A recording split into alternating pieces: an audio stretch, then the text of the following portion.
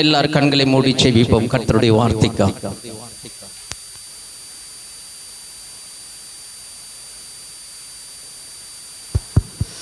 ஹல்லேலூயா. ஸ்தோத்திரம் ஸ்தோத்திரம் ஸ்தோத்திரம் ஸ்தோத்திரம். மகா பரிசுத்தமுள்ள பிதாவே, இந்த கால வேளையிலே உம்முடைய கரத்தில் அடியேனை தாழ்த்தி ஒப்பு கொடுக்கிறேன். நீர் உயிரோடு எழுந்த அந்த நாளுக்கு ஆட்சேபிக்கிறோம். இந்த நாளிலே நாங்கள் நீர் உயிரோடு எழுந்ததை நாங்கள் தியானிக்கப் போகிறோம். எங்கள் இதய கண்களை திறப்பீராக. இன்னும் உம்முடைய வேதத்தின் ரகசியங்கள், மறைபொருள்கள், புதைபொருள்களை அறிந்து அந்த வசனத்துக்கு எங்கள் வாழ்க்கையை அர்ப்பணித்து இந்த உலகத்தில் உமக்காக வாழும்படியாக எங்களை ஒப்புக் கொடுக்கிறோம். இந்த வார்த்தையை கேட்கிற நம்முடைய பிள்ளைகளை ஆசீர்வதிப்பீராக. ஒவ்வொருவரோடும் உடைய கரம் இருக்கட்டும் ஆண்டவரே. ஒவ்வொருக்குள்ளாக ஒரு மாற்றத்தை, ஒரு விடுதலையை ஆண்டவர் தாமே கட்டளிடும்படி ஜெபிக்கிறோம். இயேசுவின் நாமத்தில் ஜெபம் கேளும் பிதாவே, ஆமென் ஆமென். நாம் எல்லாரும் ஆண்டவருடைய நாமத்தை மகிமைப்படுத்தும்படியாக 3 விஷயம் நாம் அல்லேலூயா சொல்லுவோம். ஹல்லேலூயா ஹல்லேலூயா ஹல்லேலூயா. ஆண்டவராகிய இயேசு சர்வலோகத்தின் பாவங்களையும் கல்வாரி சிலுவையிலே சுமந்து தீர்த்தார். யோவான் ஸ்நானகன் அவரை குறித்து அறிமுகப்படுத்துகிறான். இதோ உலகத்தின் பாவத்தை சுமந்து தீர்க்கிற தேவ ஆட்டுக்குட்டி என்று. சர்வலோகத்தின் பாவங்களையும் இயேசு சுமந்தார். ஒரு குறிப்பிட்ட மனிதருடைய பாவத்தை மாத்திரமல்ல, எல்லாருடைய பாவத்தையும் சுமந்தார். எல்லா மனுஷருடைய அக்கிரமங்களுக்காகவும் அவர் அடிக்கப்பட்டார். வேதம் சொல்லுகிறது, ஏசாயா 53ஆம் அதிகாரம் 5வது வசனத்திலே, நம்முடைய மீறுதலின் நிமித்தம் அவர் நொறுக்கப்பட்டார், நம்முடைய அக்கிரமங்களின் நிமித்தம் அவர் காயப்பட்டார்,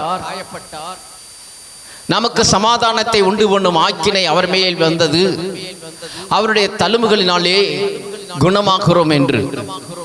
அந்த தீர்க்கதரிசன நிறைவேறுதலாக ஆண்டவர் சிலுவையிலே அடிக்கப்பட்டு நொறுக்கப்பட்டு நமக்காக, இந்த உலகத்தில் இருக்கிற ஒவ்வொரு மனுஷருக்காகவும் அவர் பாடுகளை சுமந்தார். எதற்காக என்றால், நாம் விடுதலையாக்கப்பட வேண்டும். நாம் எல்லாரும் சமாதானத்தை பெற்றுக்கொள்ள வேண்டும், நிம்மதியை பெற்றுக்கொள்ள வேண்டும், சந்தோஷத்தை பெற்றுக்கொள்ள வேண்டும். இந்த உலகத்திலே வாழ்கிற வாழ்க்கையிலே பணம் ஒரு மனிதனுக்கு சமாதானத்தையோ நிம்மதியோ சந்தோஷத்தையோ கொடுக்க முடியாது. இந்த உலகத்திலே பெரிய படிப்பு, பட்டம், பதவி, அந்தஸ்து, அழகு ஒரு மனிதனுக்கு திருப்தியை தர முடியாது. ஆனால் திருப்தியை, சமாதானத்தையும் நாம் பெறுவதற்கு அவரே சமாதான பிரபுவாய் இருக்கிறார். அவர் மாத்திரம்தான் சமாதானத்தை கொடுக்க முடியும். ஆண்டவராய் இயேசு மாத்திரம்தான் விடுதலையை தர முடியும், நிம்மதியை தர முடியும்.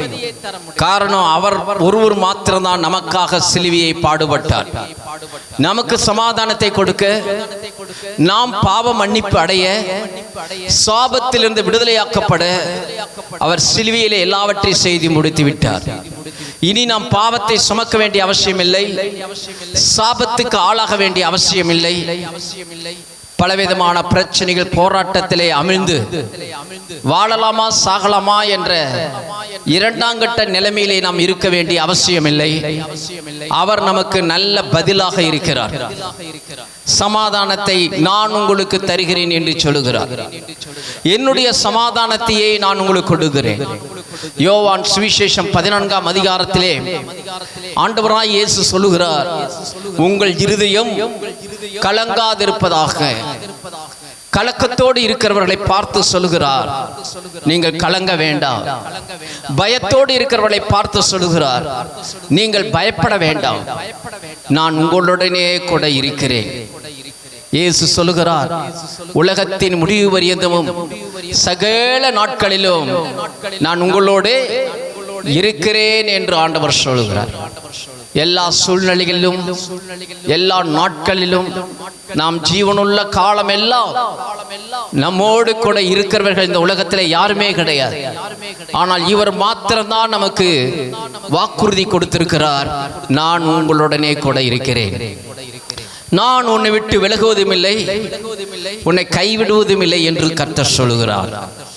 இந்த ஆண்டவரை நம்புகிறவர்கள் அவர் ஒருபோதும் கைவிடுவதே கிடையாது. அவர் மேல் விசுவாசமாய் இருக்கிறவர்கள் ஒரு நாளும் வெட்கப்பட்டு போவதே கிடையாது.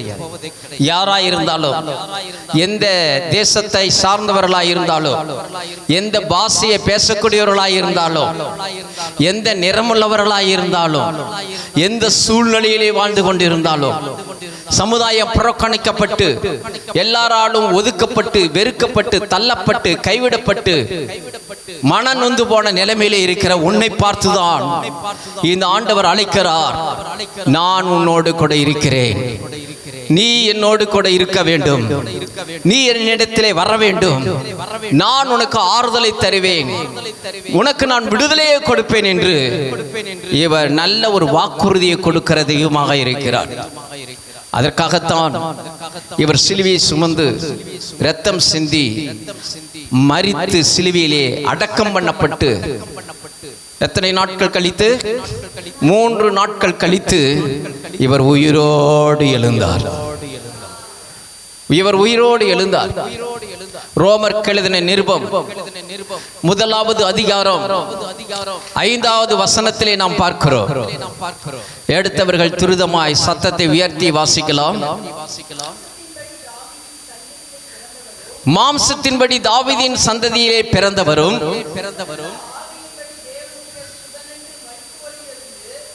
பரிசுத்த ஆவியினாலே தேவனுடைய சுதன் என்று மரித்தோரிலிருந்து உயிர்த்தெழுந்ததினாலே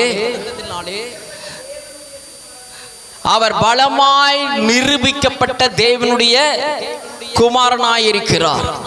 இந்த இடத்துல நாம் பார்க்கிறோம், அவர் மரித்தோரிலிருந்து எழுந்ததனாலே. அப்படின்னா என்ன அர்த்தம்னா, மரணத்தை ஜெயித்து உயிரோடு எழுந்தார். இந்த உலகத்திலே எத்தனையோ பேர்கள் மரித்தார்கள், ஆனால் உயிரோடு எழுந்தினதாக சரித்திரம் இல்லை. ஆனால் இவர் மாத்திரம்தான் உயிரோடு எழுந்த தெய்வம். மரித்து உடனே உயிரோடு எழுந்திருந்தா ஏதோ ஹார்ட் அட்டாக், மறுபடியும் ஹார்ட் சரியா இருக்கும், அதனால உயிரோடு வந்துட்டாங்க அப்படின்னு நினைக்கலாம். அதனால தான் அவர் உயிர் உடனே வரல, 3 நாட்கள் கழித்து உயிரோடு எழுந்தார். அல்லேலூயா. இந்த உலகத்தில் எத்தனையோ பேர்கள் வந்தார்கள், பிறந்தார்கள், வாழ்ந்தார்கள், மரித்தார்கள். அவர்கள் பிற்பாடு அவர்கள் நினைக்கப்படுவதற்கு இடமில்லை.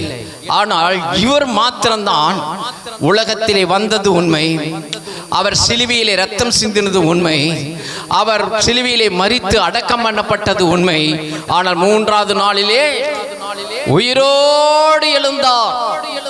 அவர் உயிரோடு எழுந்ததனால தான் அவர் எப்படிப்பட்டவராயிருக்கிறார்? உண்மையுள்ள தேவனாயிருக்கிறார். அவர் உயிரோடு எழும்பவில்லை என்றால் அவர் உண்மையுள்ள தெய்வம் என்று நாம் சொல்வதற்கு இல்லை. மற்ற சாதாரண மனிதர்களைப் போல இவரும் மரித்து விட்டார் என்று நாம் நினைத்துக் கொண்டிருக்கலாம். எத்தனையோ பெரிய பெரிய மகான்கள் எல்லாம் வாழ்ந்தார்கள், இந்த உலகத்திலே அவர்கள் எல்லாம் மரித்து விட்டார்கள். அவர்கள் கல்லறையெல்லாம் மூடப்பட்ட நிலைமையிலேயே இருக்கிறது. ஆனால் இன்றைக்கு எருசலேமிலே போய் நீங்கள் பார்ப்பீர்களானால், பலஸ்தீனாவிலே எருசலேமிலே இயேசுவின் கல்லறை இருக்கிறது. அங்கே அது திறக்கப்பட்ட நிலைமையிலே இருக்கிறது. அந்த கல்லறையிலே ஒரு வாசகம் எழுதி வைத்திருக்கிறார்கள், அவர் இங்கே